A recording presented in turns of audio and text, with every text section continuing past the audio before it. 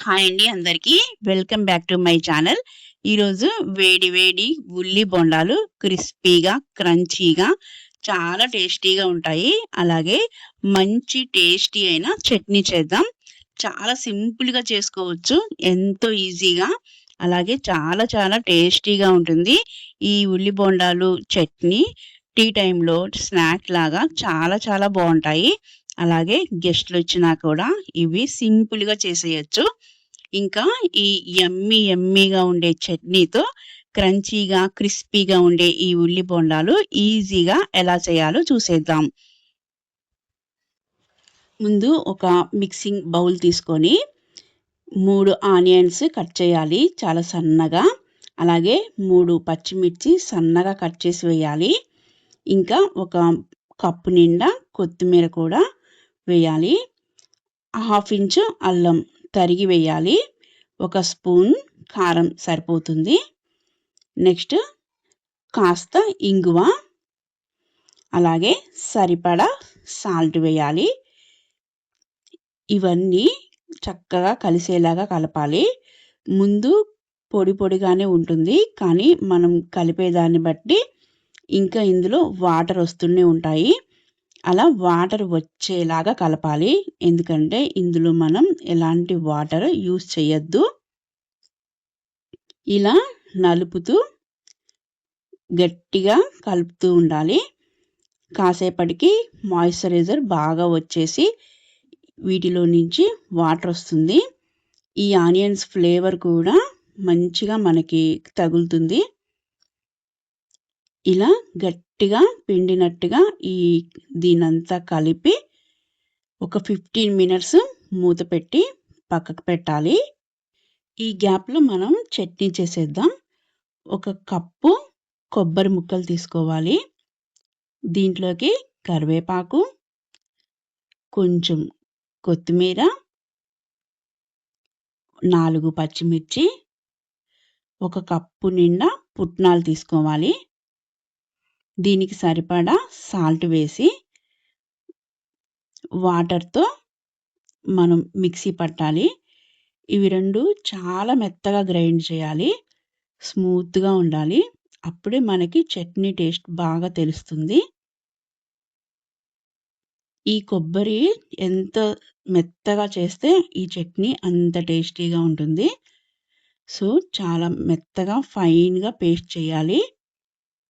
ఇప్పుడు ఈ చట్నీకి మనం తాలింపు వేద్దాం.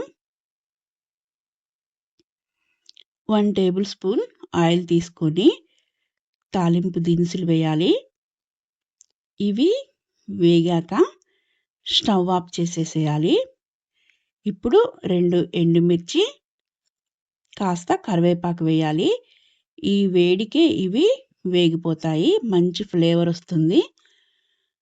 నెక్స్ట్ ఈ చట్నీలో ఈ తాలింపులు వేసేస్తే మనకి యమ్మీగా ఉండే చట్నీ రెడీ. చాలా టేస్టీగా ఉంటుంది. ఈ ఉల్లి బొండాలకైతే ఈ చట్నీ పర్ఫెక్ట్‌గా ఉంటుంది. అలాగే 5 మినిట్స్ ఈ చట్నీ రెడీ అయిపోతుంది. ఇప్పుడు కప్పున్నర శనగపిండి వేయాలి. పావు కప్పు బియ్యపిండి. ఈ బియ్యపిండి వల్ల ఈ ఉల్లి బొండాలు క్రంచీగా, క్రిస్పీగా వస్తాయి. ఈ ఉల్లిపాయ మిశ్రమంతోనే ఈ పిండి మొత్తం కలిసిపోతుంది. ఇందులోకి ఏంటంటే అస్సలు వాటర్ కలపొద్దు. వాటర్ కలిపితే ఉల్లి బొండాలు గానీ ఏవైనా సరే నూనె పీల్చుకుంటాయి. ఆయిల్ పీల్చుకోకుండా ఉండాలంటే కొంచెం వాటర్ సరిపోతుందన్నప్పుడు మనం వేడి వేడి ఆయిలే వేయాలి. ఈ కన్సిస్టెన్సీ ఉల్లి బొండాలు వేయడానికి ఈజీగా ఉండేలాగా కలపాలి. సో, కొంచెం వేడి వేడి ఆయిల్ తీసుకొని వేస్తుంటే ఈ కన్సిస్టెన్సీ కరెక్ట్‌గా వస్తుంది. అలాగే మనకి క్రంచీగా వస్తాయి.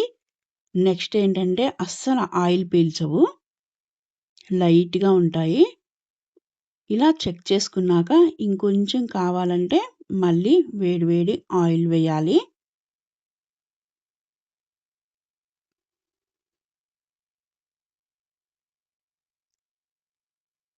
నాకు కరెక్ట్‌గా పావు కప్పు ఆయిల్ పట్టింది. ఇలా కలపాలి. కలిపాక ఇప్పుడు లాస్ట్‌లో ఒకసారి సాల్ట్ చెక్ చేసుకోవాలి ఫైనల్‌గా.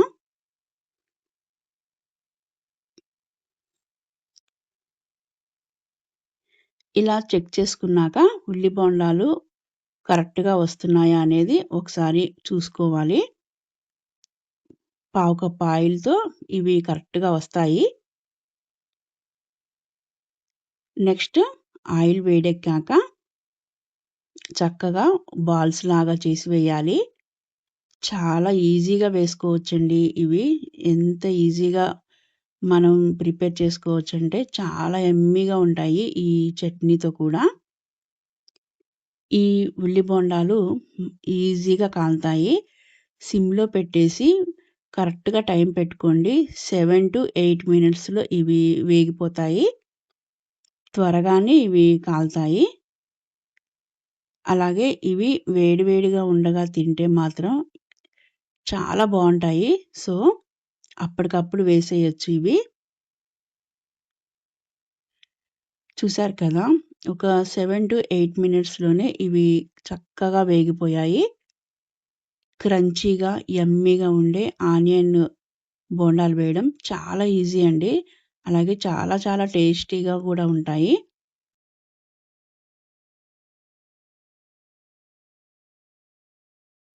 చూసారు కదా! ఎంత ఈజీగా వేయొచ్చో.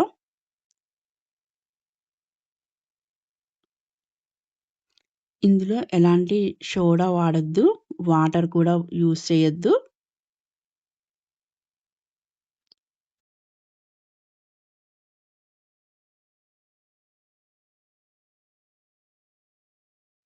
చూసారు కదా! ఈ బోండాలు ఎక్కడ కూడా ఆయిల్ ఉండదు. ఎందుకంటే మనం వాటర్ యూజ్ చేయలేదు. అలాగే చాలా క్రంచీగా ఉంటాయి. యమ్మీగా, ఈజీగా ఉంటాయి. మీరు చేసుకుంటారని అనుకుంటున్నాను. అంతేనండి. యమ్మీగా ఉండే ఉల్లి బోండాలు రెడీ. మంచి చట్నీతో ఈ బోండాలు చాలా యమ్మీగా ఉంటాయి. మీకు నా వీడియో నచ్చినట్లయితే please like, share and subscribe my channel.